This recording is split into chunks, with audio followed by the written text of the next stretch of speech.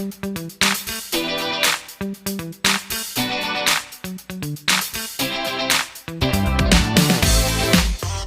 araw po mga beshi. Today po magluluto po tayo ng beef broccoli mushroom with cashew nuts.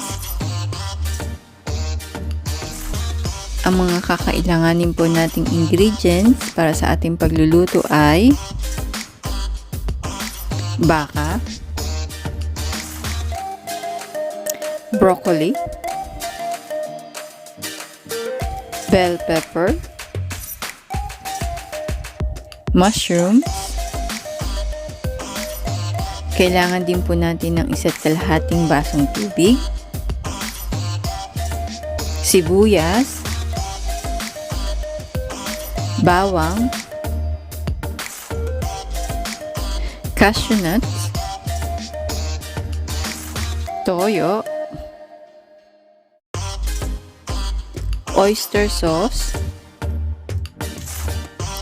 isa or kalahating beef cubes.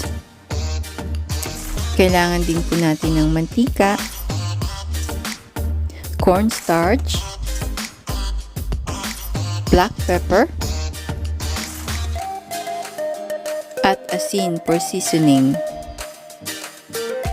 Sa ating pong procedure, ang gagawin po natin ay magpapainit po tayo ng kawali. Tapos maglalagay po tayo ng mantika.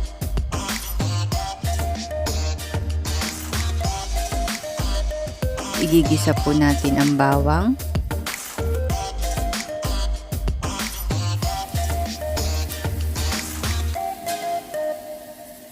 Susunod po natin ang sibuyas.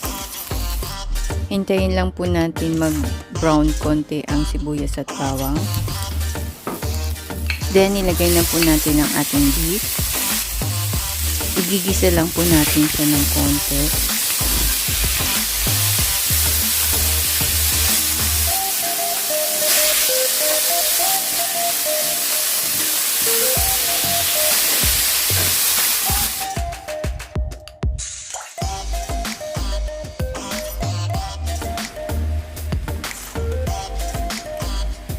Then, lagyan po natin siya ng toyo.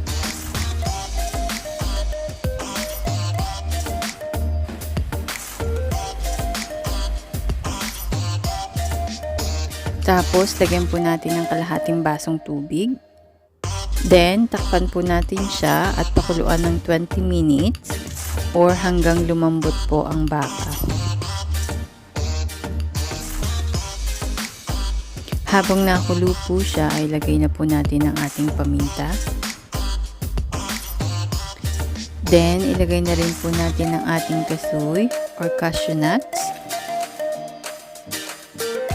Tapos, haluin po at pakuluan ng 5 minutes.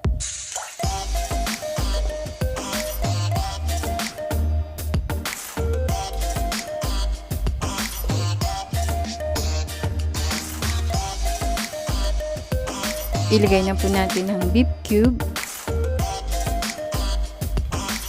Tapos isunod po natin ang ating mushroom.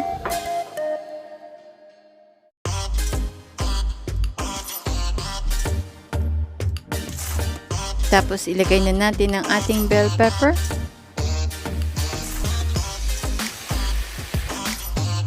Isunod po natin ang ating broccoli.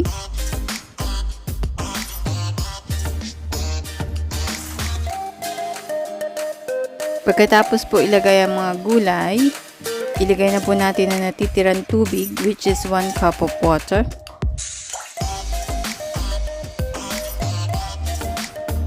Tapos, isunod po natin ang ating oyster sauce. Tapos, haluin po natin.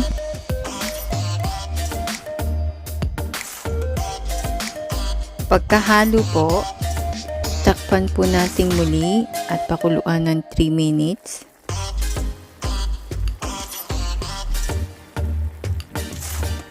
Ilagay po natin ang ating cornstarch.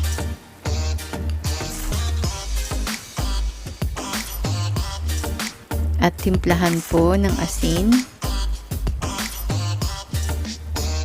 Haluin po at pakuluan ng saglit. At Luto na po ang ating beef broccoli mushroom with cashew nuts.